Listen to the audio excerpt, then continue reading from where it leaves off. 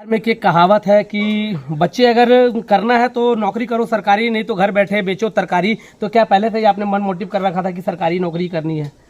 अब ऐसा ड्रीम मेरा शुरू से नहीं था। मेरा सबसे जो पहला ड्रीम था वो कुछ और था। वहाँ पे मेरी सफलता नहीं मौजूदगी मिथिलांचल के मधुबनी जिला अंतर्गत बासोपट्टी प्रखंड के विराटपुर गांव में है, जहां पे रवि प्रकाश जी के यहाँ आए हुए हैं, जिन्होंने बीपीएससी में सम प्रवर्तन पदाधिकारी के तौर पर उनका चयन हुआ है। ये उनका घर है और आज यहाँ पे उनकी मित्र मंडली आए हुए हैं, जो खुशी के माहौल में आज एकत्रित हुए हैं। सभी खुशियाँ बांट रहे हैं आपस में, सभी उनके मित्र मंडली हैं, देख सकते हैं यहाँ पे खड़े हैं और यहाँ पे आज इनकी खुशियों को बढ़ाने का काम कर रहे हैं। आज ये रवि प्रकाश जी से मिलते हैं और रवि प्रकाश जी से जानेंगे कि उनके जो चयन हुआ है बीपीएससी में इस श्रम प्रवर्तन पदाधिकारी के तौर पे उन्हें कैसा लग रहा है और उन्हें कितने सारी परिश्रम करी है, कितनी अथक मेहनत करी है, उस मेहनत के बारे में जानेंगे। और जो हमारे गांव के जो लोग हैं, जो छात्र छात्रा हैं, उनको इनसे कुछ सीखने को मिलेगा। और हम आपको ये बताएंगे कि जो कहा जाता है ना कि भारत का जो दिल है वो गांव में बसता है, तो गांव कितना मेहनत करता है आज वो आपको दिखाएंगे हम यहाँ पे। और कुछ वो खास चीज़ें बात करेंगे रवि प्रकाश जी से। तो खास मुलाकात होगी रवि प्रकाश जी से,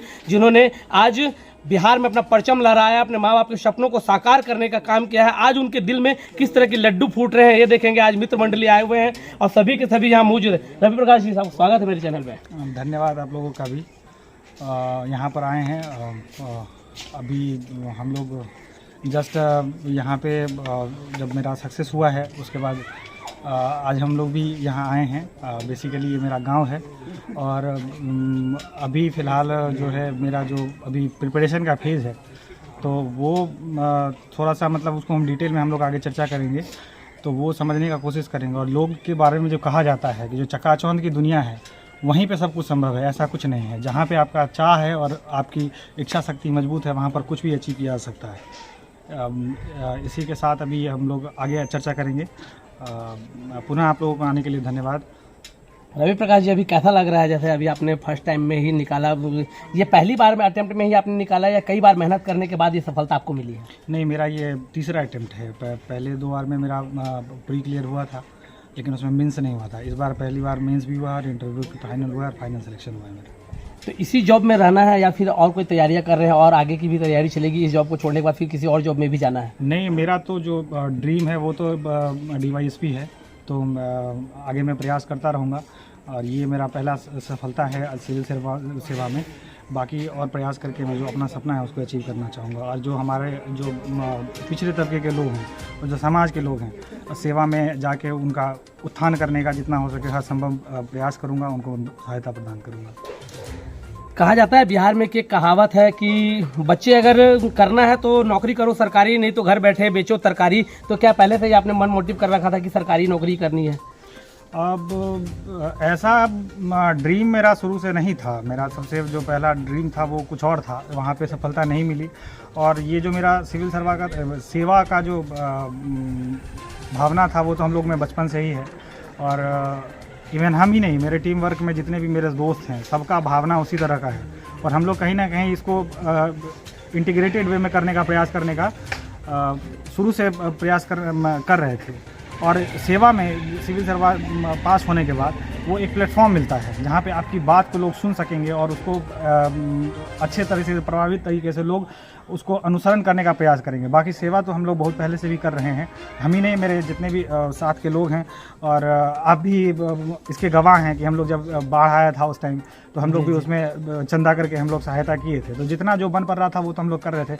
इसका ये अगला ये करी मान सकते हैं इसको। ये जो सफलता का जो श्रेय है, जो आपको अभी सफलता मिली है, सफलता का श्रेय आप किनको देना चाहेंगे? सबसे पहले तो अपने जो गार्जियन हैं, मेरे पिताजी बहुत कम उम्र में मेरे उनका साया उठ गया हमारे सिर के ऊपर से। उसके बाद मेरी माँ ने जिस तरह से स्ट्रगल किया है तो वो मेरे लिए सबसे ज़्यादा प्रेरणा का है। और इवन कुछ ऐसे फाइनेंशियल कंडीशन आए जिसमें कि परिवार के साथ सेक्रीफाइस भी करना था। मेरे बड़े भाई ने उसको भी सेक्रीफाइस किया है मेरे लिए। उन्होंने अपने बहुत कम उम्र में उन्होंने नौकरी करना शुरू कर दिया।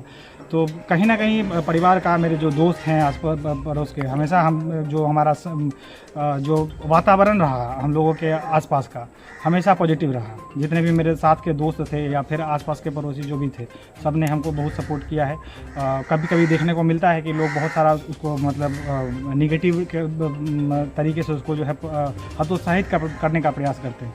इस मामले में मैं अपने आप को भाग्यशाली मानता हूँ कि जैसा मेरा वातावरण मिला, जैसे मेरे सहयोगी मिले, जैसे मेरे दोस्त मिले, जैसे मेरे परिवारजन मिले, तो उन लोगों ने हमेशा बैक सपोर्ट किया है। इवन 2 बार फेलियर होने के बाद भी और अन्य कई प्रतियोगिता परीक्षा या फिर जीवन में बहुत जगह असफल रहता है इंसान, और मेरे साथ भी ये हुआ है। तो उस समय जो सपोर्ट का ज़रूरत होता है वो मुझे सबसे मिला है, इसलिए मैं सबका धन्यवाद देना चाहता हूँ। स्पेशली अपने बड़े भाई को मैं धन्यवाद देना चाहता हूँ कि उन्होंने मेरे लिए भी अपनी ज़िंदगी सेक्रीफाइस की है। तो बाकी जो मेरी माँ की कहानी है वो तो आदर्श है सबके लिए कि एक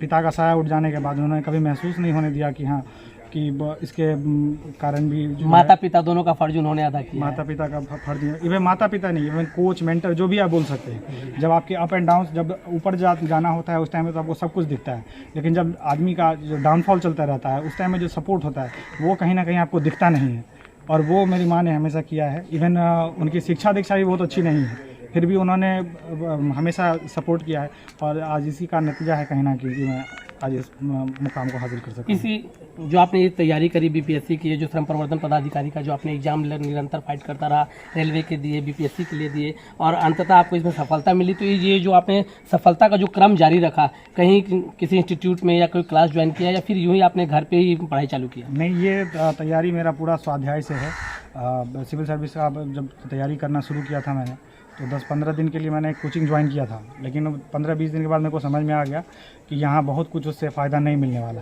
फिर मैंने स्वाध्याय किया है और घर से ही तैयारी करके और उसको एग्ज़ाम को क्रैक किया। कहा जाता है कि गांव में बहुत ज़्यादा तकलीफें होती है, बिजली कट जाती है, लालटेन में पढ़ना पड़ता है, मोमबत्ती के सहारे पढ़ना पड़ता है, तो उस समय जो दिक्कतें आई उसके बारे में आप थोड़ा बता पाएंगे? जो आप वर्तमान अभी जो समस्या की बात कर रहे हैं वैसा तो मुझे फेस नहीं करना पड़ा है, क्योंकि ये सब चीज़ें मेरे हिसाब से 15-20 साल पहले अगर लोग बोलते तो वो वैलिड था। अभी के टाइम में जो इंफॉर्मेशन टेक्नोलॉजी का टाइम है, उस टाइम में ये वाला एक्सक्यूज़ मेरे हिसाब से बहुत कारगर नहीं है। ये एक बहाना का तरीका हो सकता है, लेकिन वो आपका जो है आपकी सफलता को रोकने का जरिया नहीं बन सकता है। तो इसको अभी वर्तमान में जो सीन है या जो अभी समय चल रहा है उस हिसाब से अभी अब शहर और गांव दोनों एक जगह कनेक्ट हो चुके हैं। तो बेहतर है कि आपके पास जो संसाधन है उसको बेहतर यूटिलाइज़ करके आप कितना अच्छे तरीके से काम कर सकते हैं, और वही कहीं ना कहीं सफलता में और असफलता में कारण बनता है। अभी जो आपका जो चयन हुआ है एलईओ के तौर पे हुआ है, लेबर इंफॉर्मेशन ऑफिसर के तौर पे, जिसे हिंदी में श्रम प्रवर्तन पदाधिकारी कहा जाता है, तो आप जो हमारे जो श्रोता हैं, जो हमारे जो आम जन है, जो ग्रामीण लोगों को ज़्यादातर पता नहीं होता कि ये पद का कहाँ पे यूटिलाइज होता है, कहाँ पे प्रयोग होता है, सरकारी पदाधिकारी इसको किस तौर पर यूज में लेते हैं, तो इनके बारे में आप संक्षिप्त में थोड़ा बता पाएंगे? मेजर जहाँ तक मुझे समझ है इस प्रोफाइल का, उसमें जो एक तो आपको भी पता होगा कि हमारा जो बिहार है खास करके, वहाँ पे बोलते हैं कि ये असंगठित क्षेत्र है, और अब जैसे विकसित राष्ट्रों में जाएंगे या विकसित राज्य में जाएंगे तो वहाँ पे असंगठित लोगों का भी बहुत सारे अधिकार सरकार के द्वारा दिए गए हैं, जिसका कि कहीं ना कहीं जो है खास करके बिहार में उनको उतना राइट नहीं मिल पाता, जिसके कारण क्या होता है उनका शोषण होता है, और उन सब को एड्रेस करना था। तथा उसके अलावा जो भी हमारे कानून के द्वारा या सरकार के द्वारा जो भी अधिकार इस श्रमिक संगठन को दिए गए हैं उसको इम्प्लीमेंट करवाना, बाकी जो वहाँ से कोई लीकेज हो रहा है या कोई समस्याएं आती है उसको एड्रेस करना ही इसका मुख्य कार्य है। बाकी आगे जो भी अभी तो मैं बहुत विस्तृत रूप से इसके बारे में नहीं आपको बता सकता हूँ, जितना मुझे समझ है उसके हिसाब से ऐसे ही जुड़े हुए समस्याओं को समाधान करना ही इसका मुख्य काम हो सकता है। ग्रामीण के युवाओं के लिए आपको संदेश देना चाहेंगे? मुझे ये भी पता चला जब हम आपके गांव में आए कि ये जो है हाईवे से सटा हुआ गांव है, आप खेल कूद में बहुत ज़्यादा इंटरेस्टेड हैं, आप बहुत अच्छे क्रिकेट भी खेलते हैं, वॉलीबॉल भी खेलते हैं, हर तरह का खेल आपको पसंद है, तो ग्रामीण के युवाओं को संदेश देना चाहेंगे कि हर काम करते हुए इस तरह की सफलता आपने अर्जित करी है? इसके लिए मैं सबसे पहले आपको ये बोलना चाहूँगा कि अभी हमारे समाज में बहुत सारा मिसकंसेप्शन है। लोग कहते हैं कि नहीं, पढ़ना है तो एकदम कीड़ा की तरह बन जाइए, घर में बंद हो जाइए। मैंने कभी ऐसा अप्रोच अपनाया नहीं है, और आप जैसा कि मेरे मित्रों से या फिर और तरीके से आपको जानकारी मिलेगी कि मैंने क्रिकेट भी खेलता हूँ तो खूब खेला हूँ, पढ़ता भी हूँ तो खूब पढ़ा हूँ। मतलब कहने का मतलब है कि ये सामंजस्य का खेल है, इसमें क्रिकेट खेलने से या घूमने फिरने से कोई बहुत ज़्यादा हार्म नहीं होता। बस यही है कि आपको उस समय बैलेंस बना के चलना है।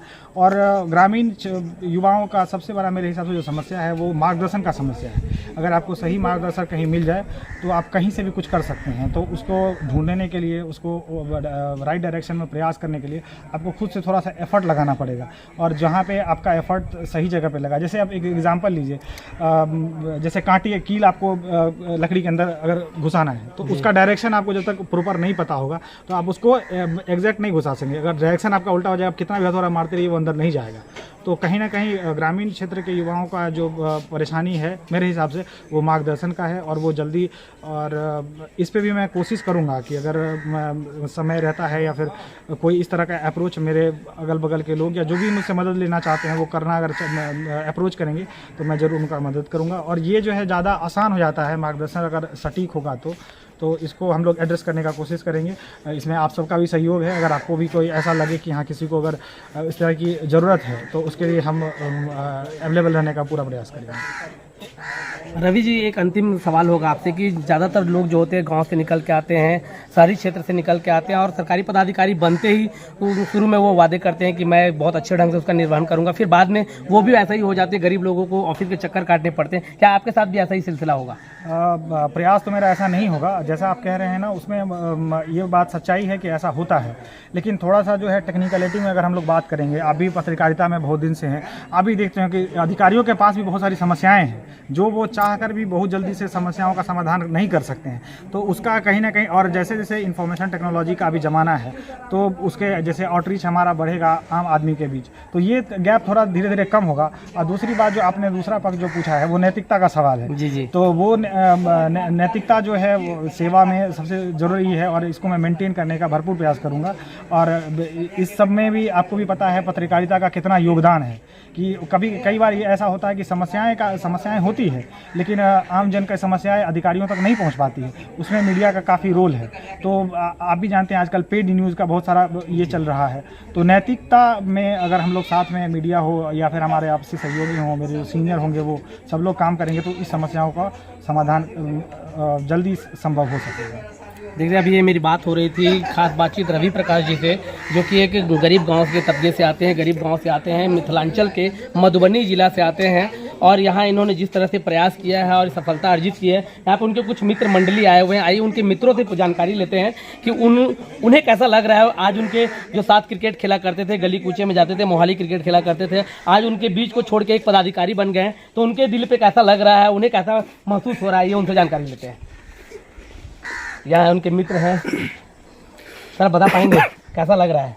सबसे पहले तो सर आप अपना परिचय बताइए। मेरा नाम प्रदीप कुमार है और ये कन्हैया कुमार यादव जो बीपीएससी पास किए हैं, और ये भी बीपीएससी पास किए हैं। देखिए कहीं न कहीं देखिए खुशियाँ जो है दुगनी हो गई है। यहाँ पे एक खुशी लेने आए थे, दूसरी खुशी भी मिली है। हम इनसे भी खास बातचीत करेंगे। सबसे पहले इनके मित्रों से जानते हैं।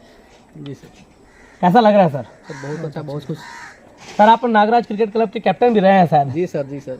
आपके टीम में बिट्टू, जिनका अच्छा बिट्टू नाम है, रवि प्रकाश जी। मेरा दोस्त बिट्टू है, बिट्टू है, प्यार से बिट्टू बोलते हैं इनको। और ये भी पास हुआ है, हम लोग को डबल खुशी है, मतलब खुशी का अंदाजा नहीं लगा सकते आप लोग। बहुत अच्छा लग रहा है। ऐसा लग रहा है कि मौका मिलते ही उन्होंने छक्का मारा है, आपको दुगना खुशी मिली है। बिट्टू जी बहुत मेहनत किए ना हम लोग सर, सब लोग मेहनत किए हैं और हम लोग भी उनमें साथ हैं।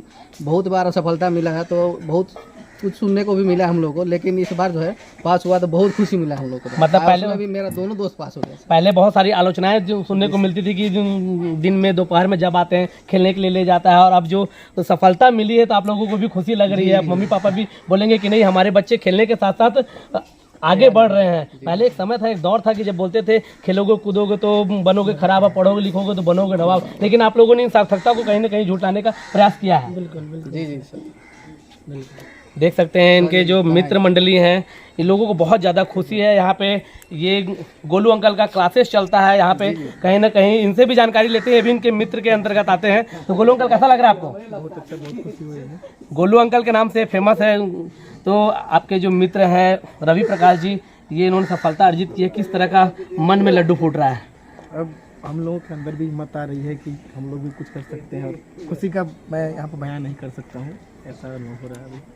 देख सकते हैं कि जैसा रवि प्रकाश जी ने पहले ही कहा कि हमने बहुत सारी तकलीफ़ें झेली है, बहुत सारी अड़चनों को पार करके कई बार असफल हुए, उसके बाद सफलता के स्वाद हमें चखने को मिला है। और उन्होंने जो संदेश दिया है आम ग्रामीण के युवाओं को कि लड़ना है पीछे नहीं हटना है और लड़ने के बाद ही सफलता मिलती है। तो आज गोलू अंकल से भी बातचीत हुई तो उन्हें भी ऐसा लग रहा है कि हमें भी मेहनत करना है और जो मेहनत में कमी है उसको सार्थकता की ओर ले जाना है। तब तक के लिए आनंद में विदा लेता हूँ। ऐसी ही और बहुत सारी युवाओं की महत्वाकांक्षी योजनाओं को मैं आपसे मिलवाऊंगा, उनके परिश्रम को दिखाऊंगा। तब तक के लिए जय हिंद, जय भारत।